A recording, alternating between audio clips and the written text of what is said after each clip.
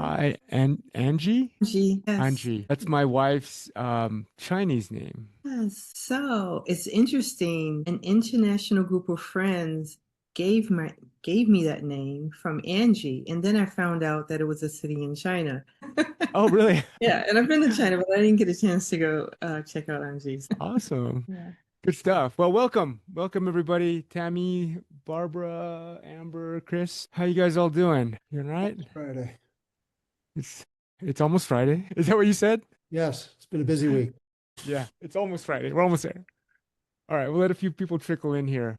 Just show of hands, first timers. All right, cool. So my name's Eric. I do this once a week, or I try to do it once a week on a regularly scheduled Thursday.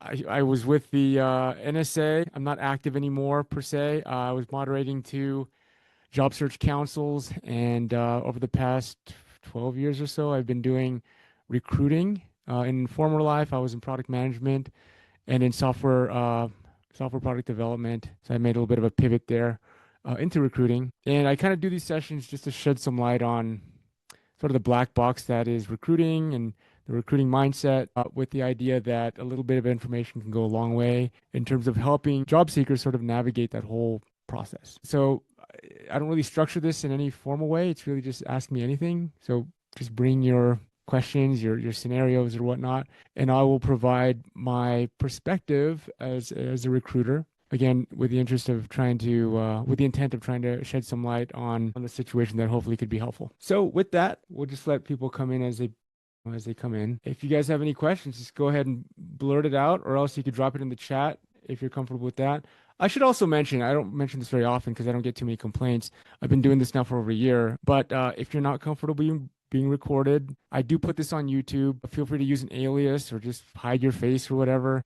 I do put it on YouTube in the interest of like sharing, just sharing these sessions with our job seekers and making it available. So if you miss a session, you can also check out the YouTube channel for previous sessions. All right. So I think that's Hi, all I got as far as the kickoff or intro.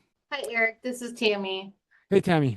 I apologize for whatever reason my video is not working properly. There's an update, but I do have two questions. First of all, thank you for hosting this. I think, all of us in this time are grateful for any of these types of interactions. So I truly appreciate your time. So my first question is, you mentioned moderating job search councils as formerly moderating them. Are you not doing that anymore? And how was that I'm not. experience? And how was it changed from when you started and then when you stopped? And then my second question is, what is your view on the hiring that's going on right now, or lack of, for people who have been not employed for say like a year plus? Are they actually able to land jobs after that length of time? Or is there sort of a line in the sand that it's like, if you haven't found a job by this date or time, forget about it? I wouldn't say that really quickly. But to address your first question, so I joined the Job Search Council at a time when recruiting is still down. Most of the recruiting I've been doing over the past, since 2012, 2013, has been with earlier stage venture-backed tech startups, right? Hiring everything from senior level down to rank and file individual contributors, building out recruiting processes, employer branding, and all that stuff peripheral to the actual recruiting. And so, about a year and a half ago, and even prior to that, recruiting has been way down because a lot of the capital was getting tied up. It wasn't flowing. Companies were not hiring, or they were just slowing down their hiring. And if they were hiring, they weren't using boutique outsourced recruiting firms, which tend to be pretty expensive. And that's what I've been running over the past, since 2013, was a boutique recruiting firm, right? We're a third party headhunter. We're not internal to a particular employer. And so we may work with one to many clients that are hiring. Okay. And so back then, a year and a half ago or so, I was actually considering moving back into product management, which is why I joined the NSA. Because my career since 2007-ish, 2013-ish was in product management. And so I was considering going back into product management, but then I saw that I was competing with so many people that just had stellar pedigrees and more recent product management experience, and their trajectories were amazing. And they were struggling for 6 months, 9 months to find a position. And I was like, how am I going to compete with these guys? Right? I haven't been in a formal product management role since 2012. How am I going to compete with these guys? So it didn't take me too long to be like, okay, I need to go figure something else out, which is continuing my recruiting business, but then sort of expanding to sort of adjacent product service offerings to really try to meet the market need where it is. Right. And I'm still in the process of doing that. Okay. And so I moderated 2 job search councils.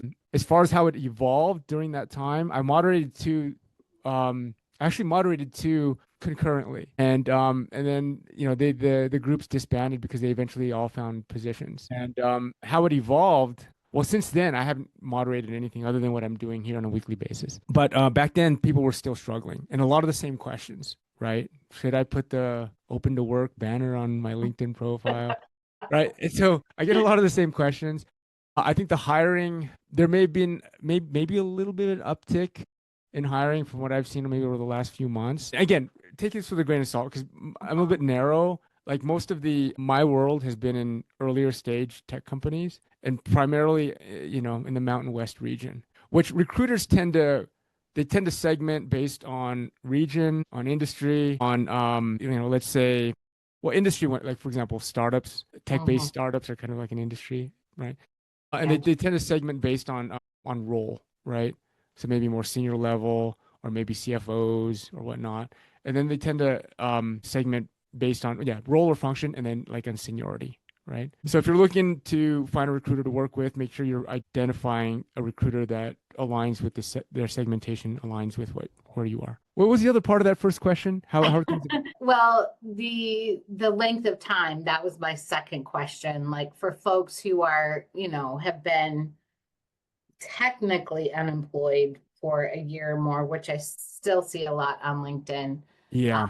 A lot of us are doing consulting or, side hustles, if you will. But ideally, we'd love to land that permanent role. My particular situation, I was a director of product design. And I think the no more remote working has a big impact on that too, because your options are narrower, but yet your competition should be less. But just your thoughts on that, those folks who have been out for a long time. Yeah, so it's not as much of a stigma as maybe in the past, right? So maybe 5 years ago, 3 years ago, if I saw a big gap as a recruiter where somebody was unemployed, it would raise more of a yellow red flag to be like, okay, like why have you been unemployed and what have you been doing, right?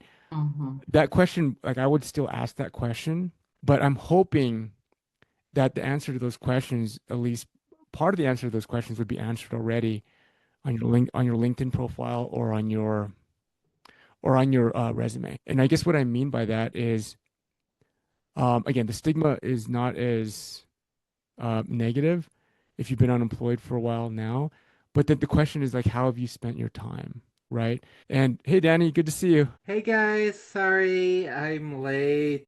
No It's worries. been a day. No worries. Um, so Tammy, your question about the stigma around just being unemployed for an extended amount of time, I don't think the stigma is as negative now as it was maybe, 3 years ago, because it's fairly common that people have been actively looking for 3, 6, 9, even more than 12 months. But then the question becomes, as a recruiter, right? Like, how have you spent that time, right? And just being able to articulate a story that doesn't leave the person with the impression that you've just been chilling on the couch the whole time, right? Even if it's like, doing some volunteer work or even just taking a sabbatical, right? If you're taking a sabbatical, tell me about it. Like, what did you learn? What did you do? What did you experience, right? Like, but if somebody tells me like, oh, well, for the past 6 months, I've really just, I did some job searching stuff, but I didn't really do anything. Like that story doesn't really tell well, right? Versus somebody that's really made productive use of their time. And however you deem productive, right? Ideally, it's something that resonates with corporate America, or you could spin, you could spin it, but be able to tell a story, right? The other thing I want to say on that is I think just the way that the markets, the job market, the employer markets are evolving, and how a lot of these emerging technologies are compelling organizations and teams to figure out how to make the most use of their team members by leveraging things like AI, generative AI and things like that. I think, and this is my own magical whatever crystal ball, so take it for what it's worth. I think that I think more people will be looking at different revenue streams, right? And so I think the days of purely W-2 work, especially at like, you see a lot of executives going fractional now. So they're taking on multiple gigs, uh, as opposed to just, a series of 5-year W-2 stints, right? And so they're looking at ways that they can monetize their experience, expertise through multi-revenue, concurrent multi-revenue opportunities. And I'm seeing this as a trend. So what I'm saying is that this job search thing for a W-2 position, I think you can augment that with some side projects. They could be side hustles. They could just be volunteer work, right? But the idea is that looking at different ways that you can start to apply your expertise, right? If it's in product management, maybe you do some volunteer work for some nonprofit. I don't know, right? But the idea is that you're developing, you're applying your experience in maybe new, innovative ways, or maybe in different either applications or different segments or markets or industries, right? And that can help with it can complement your W-2 job search, right? Because it gives you something to talk about. But also, it can also put you on the path. And not to say it's necessarily mutually exclusive if you're just transitioning into it, but it can put you on that path of multi-revenue, right? In terms of getting paid side projects. I see it very often on resumes and LinkedIn's that if somebody's unemployed, they just put consulting. Okay, so then the question is, okay, what did you work on? And sometimes it falls short. Like they're just putting consulting as like a stopgap, but they're not really doing anything meaningful, right? So I would be careful with that, because if I see consulting on there, like I want to see client names and I want to see like really meaningful, like meaningful accomplishments, as if it was a a W-2 position. But a lot of times people just put consulting as sort of a stopgap to sort of avoid the unemployed kind of thing. So, hopefully that answers your question. A little bit long-winded, Tammy, but I hope it helps. Yeah, no, it certainly does. And the consulting thing I get because I've seen and heard a lot of that as well. Like when I'm out doing research, I actually am doing consulting, but using it, to actually do work, which is great. But a lot of it is not necessarily like long-term financial benefit at this point. You know what I mean? So I think, everything you've said is sort of aligns with what my thoughts have been. So that's really good to hear. I just don't see any increase in activity and hirings. That's Yeah. not necessarily great. One thing too is that, as a job seeker, I'll sort of I'll characterize it as like W-2 job seeker.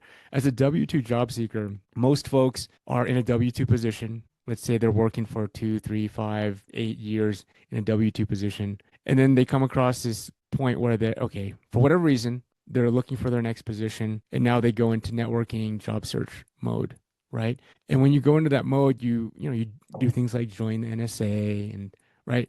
And you start to build emotion for networking, for marketing yourself, for updating your LinkedIn profile, updating your resume, sort of getting your messaging, your candidate market fit statement down. And I guess what I'm suggesting, and then once you find your position, you get an offer and you get hired, then a lot of that motion just gets put on the back burner, if not entirely off the stove, right? It's just, you'll revisit that whole motion, that whole engine that you built 5 years later, 4 years later, whatever the case may be, when you're looking for your next position. I think what I'm suggesting is that you build this motion for personal branding, personal professional branding. You start creating content, stuff like that, and you build that motion. And I would suggest like keep it going, even if it's just on maintenance mode. Once you find that position, or maybe you don't find that full-time W-2 position, maybe you start finding one-off projects that eventually, in aggregate, pays all the bills. What I'm suggesting is keep that thread going, like keep that motion going. And maybe it's not exclusively W-2 now. Maybe you're just, you're positioning yourself as, an expert in this niche area or industry or service offering or whatever. And now you're building basically this business development motion where you can start getting more interest in what your offering is. Mhm. And then once you get to that point, you can start to be selective about which clients you take on, and then you can start to be more of a premium. That would be a dream, Eric. Yeah, thank you. Yeah. But it's something that, you can, like, again, everybody here, they're building that motion out. But a lot of times people will just table the motion. It's gone once they find their full-time position, And so it takes a lot of effort to build that motion and that engine. And so what you could do to keep it running you know? So anyway, Amber. Yeah, I just kind of going back to what you were saying about like what to do with the white space, if you will, when you've got some prolonged. So like I've spent a lot of time deep diving into AI and various things to do with like GPT and custom GPTs and different AI driven software, but I don't know the right way to like represent that on my LinkedIn profile, or if I even should, because I do have the consulting placeholder like you were talking about, but I've also been doing a lot of research and experimentation that I don't really know how to like put that out there for people. Or do I just wait for it to come up in an interview? No. Here's my recommendation. You have domain expertise. You couple that with AI, right? And what you do with that is you build something. It could be something as a simple custom GPT. And the point is document that experience. Don't just, like, document what you built. You could document using a Loom video. You could document it just, I mean, Loom's great. I don't know if you guys I don't know if there's anyone here that hasn't used Loom. You can record your screen, you record yourself talking through something that you've built. It'll create a document for you based on the transcription of what you're talking about. It can create a standard operating procedure, all kinds of different documents out of the box, templated, right? So create a Loom video describing what you've built and how to use it and what the application is. Ideally, it's an application that solves a problem in your domain, in your area of domain expertise, right? And so that's cool stuff, right? And you don't have to be, here's the thing, right? Like coding is getting a lot easier now, this whole vibe coding thing, right? But I mean, creating a custom GPT is really simple. And if you have, is there anybody here that hasn't created a custom GPT, like in chat GPT? You guys all have, right? It's easy to do that. What's not easy, or what's maybe a little bit more nuanced, right, is how do you build the knowledge for that custom GPT? What do you put in there, right? And then in the application of the GPT, how do you use it? And how does that integrate into your process in whatever area of domain expertise you're in? So connecting all those dots and creating like a picture of how you can apply, even in a simple case, right? How you can apply this generative AI tool into your process as it relates to your domain of expertise. Like you're solving a problem. And then you could start talking about, maybe some concrete examples of maybe time savings, either time savings or increased capabilities, right? And so that's a little project right there. It's a little case study, right? That incorporates AI into your domain of expertise. And now you're setting yourselves apart from the people that just have the domain expertise, right? Gotcha. Cool. That's what I would do. And then, show that stuff under your bullet points on your LinkedIn profile under that section or right, you know what I mean? That's interesting stuff to talk about, So I'll give you an example. Like right now I'm interviewing a bunch of AEs and SDRs, and the client's not too how do you say it? Like they're not too focused on, well, these people need to have some AI experience. But increasingly employees are going to be more concerned about that, right? And so if I was interviewing an AE and they had AI skills that would make them not just one AE, but as productive as 2 or 3 AEs, I mean, that would completely set them apart, right? And so yeah, I guess that would be sort of my thought there, Amber. Yeah, Rajesh, did you have a question or idea, thought?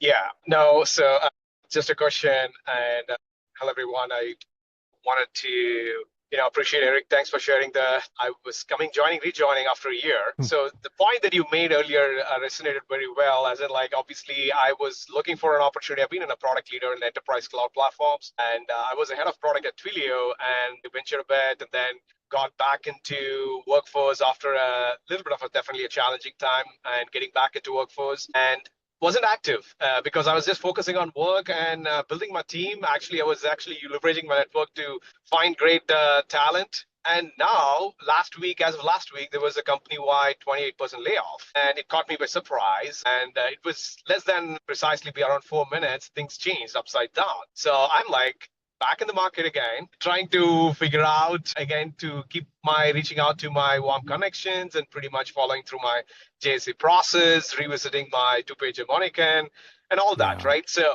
the point I'm trying to make is what you're saying is absolutely right? So the job security has become like, it's the past. It's gone. It's not like once you get into a job, it's very hard to identify the stability that used to be there.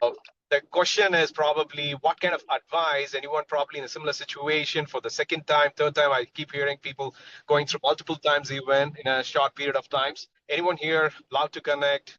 and share any thoughts and appreciate inputs. One challenge that I'm facing particularly, Eric, is obviously I'm trying to leverage my network to reach out to most ideal roles as I try to get for referral. But the turnaround time is absolutely, it's been like few days to a week. And I'm trying to resist with the urge of not directly applying directly, because obviously I understand that getting into a strong referral is important. At the same time, if you are not getting into the pipeline, that creates a little bit of anxiety waiting for response for more than a week on, I mean, given the people are like, there are thousands of applications in the pile. So any kind of advice that I could leverage in that context? Yeah, sure. So you see a job posting that you're interested in that's relevant to you. Job postings do get stale, right? Because what happens is they get a surge of applicants, and then the recruiter looks at it and starts processing that, right? And they start building cohorts to get through the pipeline for that position and that opening. So the point is that job descriptions or job postings, they get stale. So I think what you would do is if you saw one that just came out, it's relevant and interesting to you, you think you'd be a great fit, what I would do is check your network to see if anybody, first, check your network to see if you have any first degree network contacts that work there, right? And ideally, if you have multiple, you want to prioritize the one that's closest to the hiring manager, or either that person is an influencer internally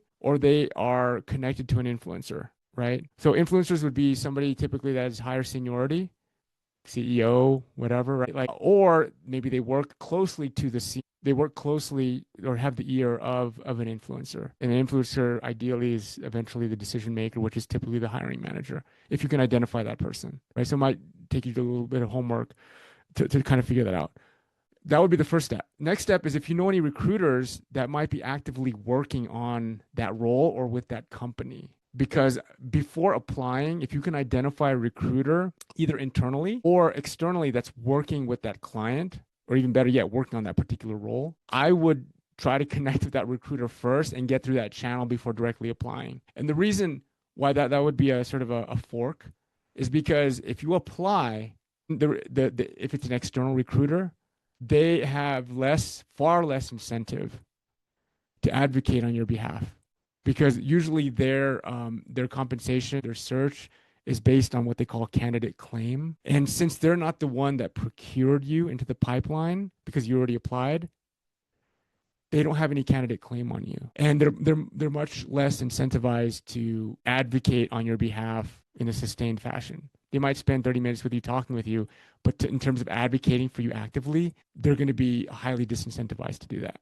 Now, it might be different if they're on a retained search and it's a high level position, let's say director, VP, C level, because at that point, sometimes it doesn't matter the candidate claim, right? So that's just something to think about. If you're not able to identify that channel, like a recruiter that could advocate on your behalf, and you feel like the position is going to get stale, I would just apply, and then continue finding a sort of the side door, back door to get someone to advocate on your behalf internally. Got it. Thanks, Eric. Sure. Yeah, some of which already I been using it, but obviously the nature of the turnaround time, you might see even some of the network connections, probably you're reaching out after a year. So that's why it's important, as to your earlier point, it's always important to keep warm. Otherwise, it takes a while to reconnect and engage with them. So pretty much I do the same thing. I've been reconnecting with now the executive recruiters, executive recruiting firms, VC firms that I earlier was connected with,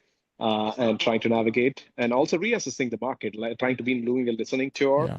To see, similar to the conversation we are having here, to see where the market sees your profile, because I think there is a lot of management squeeze happening, as in, like, obviously year of efficiency, year of flattening. So a lot of management roles have been pretty hard. So I'm even trying to revisit to see, like, what would be the candidate market fit right now, and focusing on, even if in a senior IC AI focus PM roles, and obviously you need specific skill sets, which I believe I have now, but it is about now recatering and resetting that to profile to approach that, right? So we'll see. But I really appreciate your feedback. Thanks. Sorry, guys. Sure, I want to interrupt a little bit. Rajesh, I looked at your URL that you posted in the chat.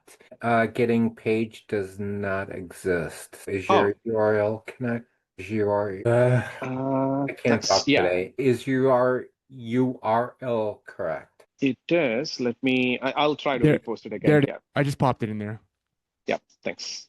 Thanks, Eric. One thing I did want to mention on top, Rajesh, is that so if you identify a position at a company that Mhm. you're interested in that's relevant to you, how could you go about finding recruiters, third-party recruiters that are recruiting on that? Yeah, Right? Like, how that's could you the do that? answer to My it. Yeah. my first thought, and I haven't done this query, Sure.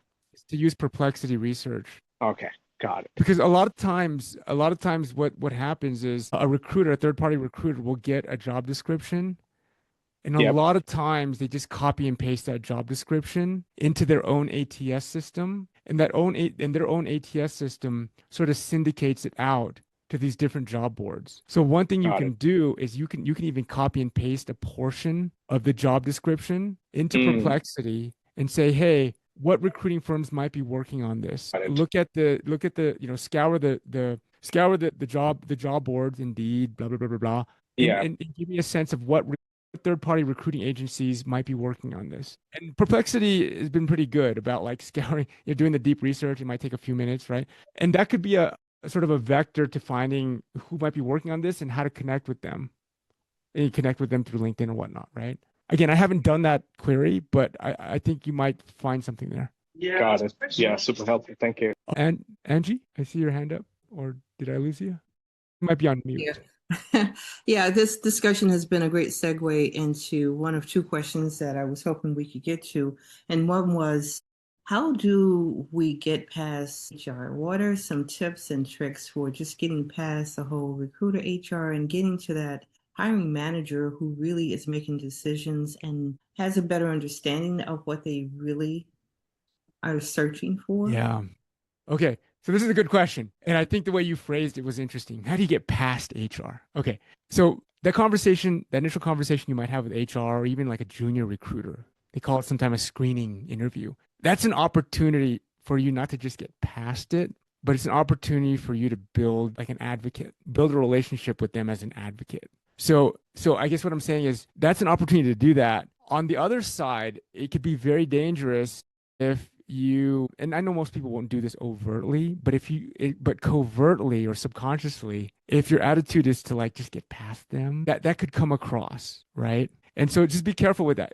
It could be a missed opportunity for you to really sell them in a way where they're like, man, I had this conversation, they're talking, HR or the junior recruiter who a lot of people dismiss, especially if you're a senior person. If you're an executive interviewing with a junior recruiter, like, a lot of people will like, turn their nose up. It's like, why is this guy interviewing me? Right? But it's an opportunity for you to sell that person such that they go into that meeting with the hiring manager or other decision makers, and they're like, man, I had this great conversation with Angie. She's awesome. I'd love to work with her. I might be a junior recruiter and have no idea about her technical capabilities or blah blah blah, but brings a really good energy, right? And those things factor in. Happy to hear you say that because I often answer my Gmail call, which is where most of my recruiter calls come in. And I answer and actually have a conversation with recruiters, and I never even take into consideration their level, and they're so happy that I actually spend some time talking to them. And so to give you a little more context about that getting past, I had a conversation with someone who works at a huge financial institution, and he said one of his frustrations as a recruiter in that firm, actually he works for Robert Half, is that he's finding that by the time he talks to the person in HR, the requirements from the hiring manager's perspective have already changed. So he kept harping on getting to the hiring manager, which makes a lot of sense. And then the other reason why I'm interested in hiring manager outside of the recruiting context is because I'm looking at fractional work, right? Looking to continue to build my consultancy so that I can reach out to those who actually are the perfect clients for services that I offer. And if I need to go spend a lot of time in a roundabout way, which I don't mind doing because I've met some really interesting people that have introduced me to other people, but it's a process. Just looking for tips and tricks for meeting those hiring managers. And I'll give an example. One of the things that I've done is I'm hanging out at the local Chamber of Business, Chamber of Commerce in my areas. I actually met someone who had influence at a pool party. So I'm doing all these different things, but continuing to look for interesting ways of getting to those hiring managers, those who understand their pain points and are enabled or, in a position to hire someone, whether it's a Yeah, contract. yeah. Okay, so it's kind of two separate questions. I think I was answering part of the first one, right? The first question was, Mhm. how do you handle sort of the folks that you're talking with prior to a hiring manager in a given interview process, right? Be it a recruiter or an HR person. So I tried to address that. The other part is like, yeah, just in general, how do you beeline and try to connect with the hiring manager, either independent of a formal interview process or networking events or forums that you can kind of connect with, right? So it sounds like those two questions there. Is that right? Yeah, kind of, and I expanded earlier because I just wanted to give you more context, but it's really that one question about, finding ways to get to the hiring manager. And then the other one is going to be, because I don't want to, take up everyone's time. It's about client listings under consulting. So that was the second place I was going to. In other words, how to find potential clients. No. Okay. So it was tips and tricks for finding hiring managers. And then the second question is in reference to if you are or were a consultant actually listing those companies' names. I heard you mention that at the beginning of the discussion. Yeah, And yeah. whether or not that's okay to really do, to pull them out if you were consulting for another firm working at those companies or solving problems for those companies. Didn't mean to confuse you, but it looks like it's a bit tangled. No worries, Angie. I'm here every week, so we can continue to build on it. But um, maybe I'll just expand on the first one a little bit more because I see it very often where somebody's interviewing with a recruiter or an HR person, and they don't maximize the opportunity of that FaceTime or Zoom time, whatever, right? But you kind of alluded to this earlier. You have to size up the person that you're talking to. You have to size them up. Oftentimes, you know who you're going to talk to, even if it's just their name. Look them up on LinkedIn. If they're a recruiter, how long have they been recruiting? Did they just start this job 2 weeks ago? Or have they been recruiting for the past 10 years? Right? You want to size them up because that'll help guide. It'll help set your expectations too, right? Because typically somebody that has more seniority, they'll have more influence in the company. Somebody with less experience, you might expect that they have less influence. And, you just have to know who you're talking to in the sense that it'll guide, what might be more relevant to them, right? And you're sort of meeting them where they're at, right? Because ultimately you want to walk away with that time having a champion on your side and then also having learned more about the opportunity. So even if it's just a junior recruiter that's been working there for 3 weeks, I guarantee you if they've worked there for 3 weeks, they know infinitely more about that opportunity than somebody that hasn't been working there, right? And so they can tell you like what their experience has been like working there, what it's like onboarding.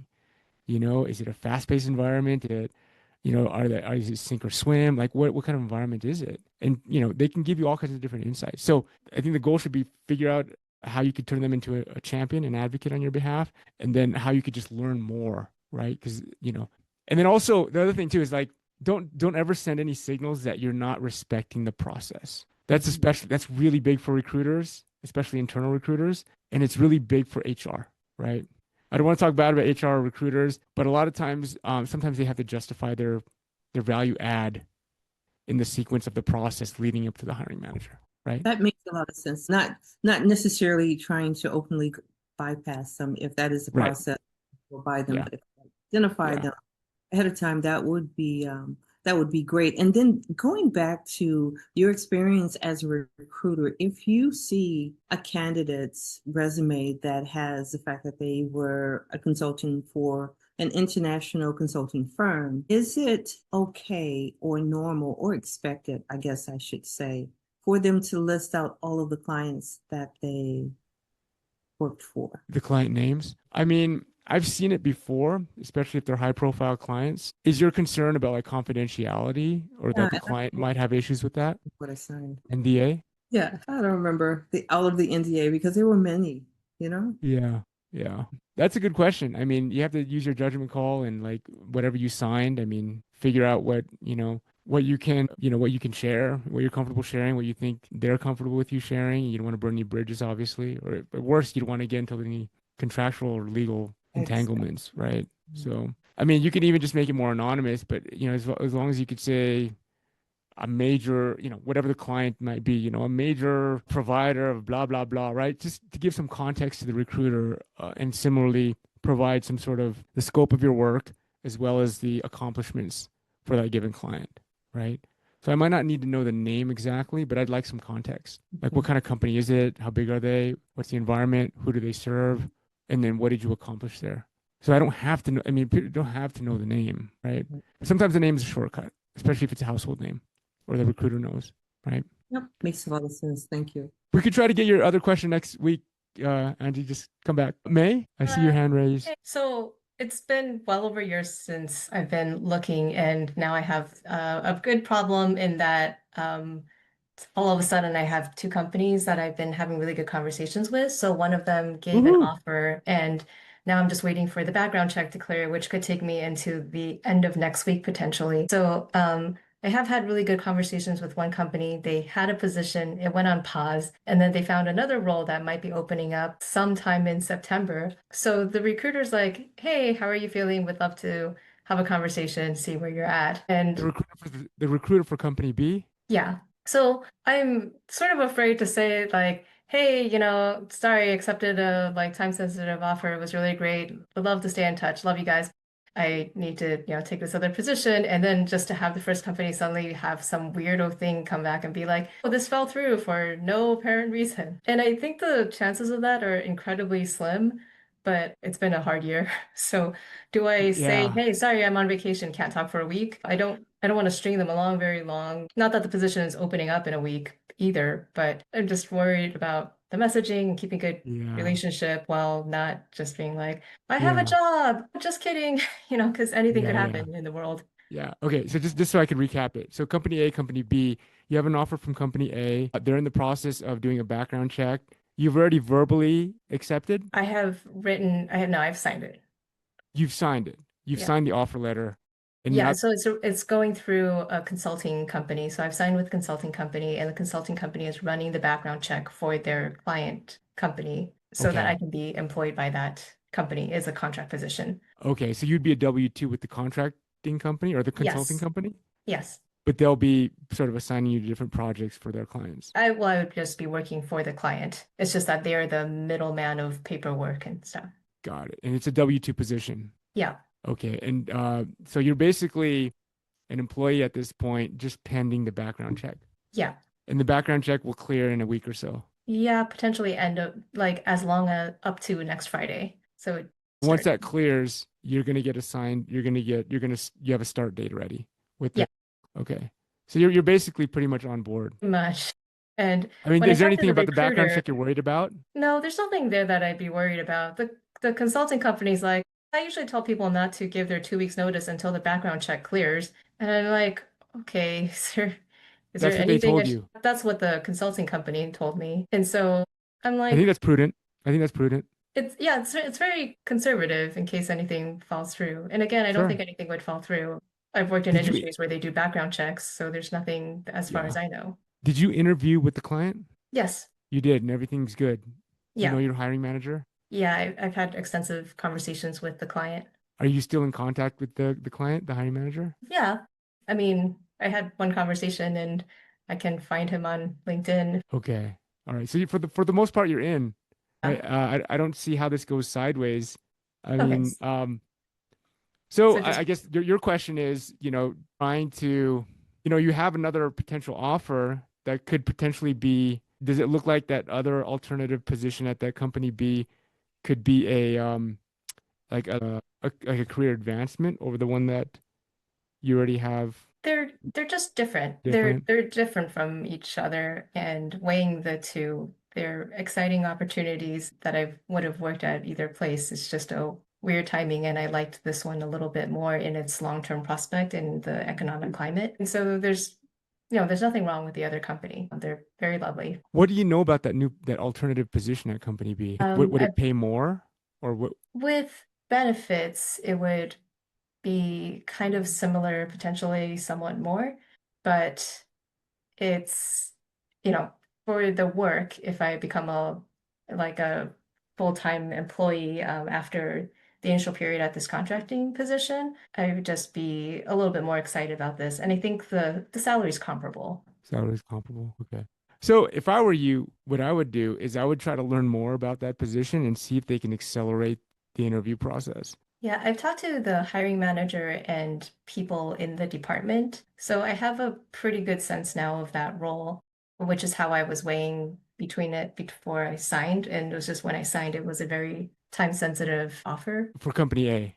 for company A. Yeah. Yeah, yeah, yeah, yeah. So I guess based on your questions, is it like just it's probably fairly safe just be open that I'm no longer interested in interviewing in the process, even though the background check hasn't cleared? So that's a judgment call you need to make, right? And there's sort of a moral, how do you say, question there, right? You haven't started yet with company A. It sounds like everything is signed. You have a direct relationship with your hiring manager. So if you have any questions or you're trying to wring out any potential fallout or uncertainty, like you have a direct line to the hiring manager. And if you sense any uncertainty or any looming rifts or, lack of funding for the company or whatever that's coming up, like you can kind of try to wring that out of the hiring manager. And I would suggest you try to do that, like just be in touch with him or her, making sure that there's, you don't sense any hesitation. Because if you do sense any hesitation or anything out of the person's control, that might turn this offer sideways. Like maybe, so sometimes what happens is they'll push out the start date. So I don't know if the background check is a way of them doing that, right? Because a lot of times we do background checks on behalf of our clients. We can get a background check in like a day or two. So to push it out a week, I don't know, right? So that could be their way of trying to push out the start date for whatever reason. So if you sense anything that's like that, I would try to dig into it, right? Because here's the thing, like even if you start, that doesn't mean you're going to be employed there for more than a month, more than 6 months, more than 12 months. Right? Rajesh, I think he said like 12 months, right? He was only employed there for 12 months or less. So you have an opportunity with company A. So you have to look out for number one, which is you, right? You have an opportunity with company A. Nothing is signed, sealed, and delivered yet. And even if it is, there's nothing stopping them from letting you go after a week. Nothing. You have this other company that's interested in you. I would try to use company A as leverage, company B to fast track their interview process and figure out what's going on there. So for now, you haven't started a company, right? Yeah, all the paperwork's done. There's nothing that could stop them from saying, hey, May, we for whatever reason, we have to push out your start date. I've seen this happen before, right? So there's nothing stopping them from doing that and then kind of stringing you along. I'm not saying they're going to do that. I don't know. But what I would say is like maintain that line of contact with the hiring manager and anybody else that you've built relationships with over there. Do it under the guise of, I want to hit the ground running. So what's going on over there? Like how can is there any, I don't know, tutorials or resources that you can give me access to in advance, whatever, right? And the more conversation you start to have with them, the more you can try to feel like, yeah, this is on track. This is real. This is legit. They're going to start me on this date. And I really have a solid position there. And I'm really interested in, or you might get something other than that, right? So I would try to start working with them now. I mean, right? To whatever capacity you can. Meanwhile, I would tell company B, hey, I've got this other opportunity, right? I haven't started there yet. I am still interested in you, company B, for this, and this reason. I want to learn more about this opportunity. Is there a way to fast track the discovery, exploration, interview process, right? And if they just can't do it for whatever timing reason, it's fine, right? But not to say that you have to opt out of the interview process yet. Okay, because I think they're pretty much done with, like, I don't know that there's really anyone else to interview with in that other role. So I have a feeling Would it be the like same hiring manager? I've talked to the hiring manager and someone on the team. I've actually talked to the one of the skip levels because originally I was interviewing for a parallel role, and I've done a use case presentation, like a panel interview as well for, again, a different department, but under the same umbrella. So I feel like she's probably asking to say, okay, if you're still actually interested, then there might be a role in, several weeks or something like that. And then this role is really just, hey, this is your start date, as soon as the background check clears, which is after my vacation anyway, because I really do have vacation coming up. Yeah. This new role, is this just an additional head count to the role you already interviewed with, or is it a completely different role? For company B, Yeah, it is an additional headcount because they're growing. got it. Okay, all right. But it's also So kind of that's the weird thing. because the first role had gone on pause because they were growing, which is why they needed the role. But then they said, oh, we need to make sure we truly do need this role before we add it. So we're Yeah, putting it on yeah, a certain period pause. yeah. Is this a startup, by the way, an earlier stage Yeah, company? yeah. Yeah. So it's very common in startups where they'll build a pipeline and, they have a small cohort, two, maybe three people for that one position. They hire, they extend the offer gets accepted by the first position candidate. And then candidate two, they love so much, but they don't have the role open. So they'll tell you that we have another position, another opening for that same position opening up in a few weeks. So they want to keep you engaged. But the reality is a lot of times there's a lot of contingencies. They don't know when that position will open, but they liked you so much and they're probably genuine about it. They want to get you on the team, but there's so many other dependencies that they don't know. So they want to keep you engaged, right? Mm. So, I mean, questions you can ask is there already budget for that role? What are the contingencies? What are the dependencies for that role opening up? What are the drivers for that? Is it like additional funding? Is it them, is it sort of a quarterly thing? Like they have to meet certain numbers by, end of Q3 or something like that to open up headcount. Maybe they have to, the person that they got on board for that, for that position, they have to see how that person performs and what they're capable of handling, you know, before they figure out what what the void might be. So there's a lot of dependencies that can happen there. And so they might just be telling you that, hey, we love you. We want to have you on board. A new position is going to open up in 2 or 3 weeks, and so they might just be doing that to kind of keep you engaged. Okay. Well, thank you so much, Eric. You've given me a lot to think about. By the way, I did try the QR code method once on Yeah. I think it might have gotten auto rejected by AI because that's the fastest I've ever seen a rejection come back in minutes. Are you But my serious? friend said she does the same thing and she color codes the QR code so that it really stands out next to her name. So I don't know. I think if I was still searching, I'd probably try it again, but it did make me very nervous to like record myself and put it out there. And I'm Would like, you be open to sharing that with me? I won't share it with anybody else, but would you be open to sharing the QR code or the link to me with me? yeah, You don't have to do it here. You could just email me or whatever, but I'm yeah, just I curious. could do that. I think Okay, that it should still awesome. be active. Did your colleague do that as well? She color coded a QR and Yeah, my friend, like when I mentioned I did this, she said, "Oh, I do that too." But I mean, she's also had the same job for years, so I don't know how successful she is because she loves her job. So I don't know if she has her resume out there just to have it out there and she uses yeah, this or yeah, what the case is. yeah. Yeah. Good stuff. No, I appreciate you closing the loop on that. It's really interesting. All right, any other questions? I gotta jump here in a minute or so. I just Sorry, have we're one, looking at sorry, I just had yeah. one question. What is the QR code thing that May was talking about? Oh yeah, really quickly. So this is a recommendation I've made in terms of a way to hijack basically to hijack the interview process. Basically, you put a QR code on your resume that links to a short video of you. The video could be anything. Ideally, it's something that introduces yourself and gives you a way to kind of share your energy, your experience. You're basically hijacking the process. Nobody does this. Hardly anybody does this. Maybe people are catching on now. I don't know. But recruiters look at resumes all the time, right? And so if people aren't doing this and they see a QR code, I myself would be inclined to put my phone up to it and see what's going on with that QR code. And if I come across a video, you're basically you're hijacking their process and taking them into an asynchronous one-way interview, right? I'd recommend doing something short that just allows the energy to come through. You don't have to rehash your whole resume, nothing even close to that, but just give them a meet and greet, so they could feel your energy. And just by doing that, you're already hijacking it and you're leaving an impression. Awesome, cool, thanks. Yeah, Danny, you're silly. Okay, I appreciate you guys. I hope this was helpful. Again, we record these. Yeah, tell a friend, and I appreciate the engagement and the questions. Sometimes when the group gets too big, people get shy and quiet. Yeah, so yeah, hope to see you guys soon. Next week, maybe. Awesome. Thanks, Eric. All right. Uh, Have a great week. Thanks Thank you. everyone. Bye. Thank you. Thanks, Bye now. Eric. Bye. See you all, guys.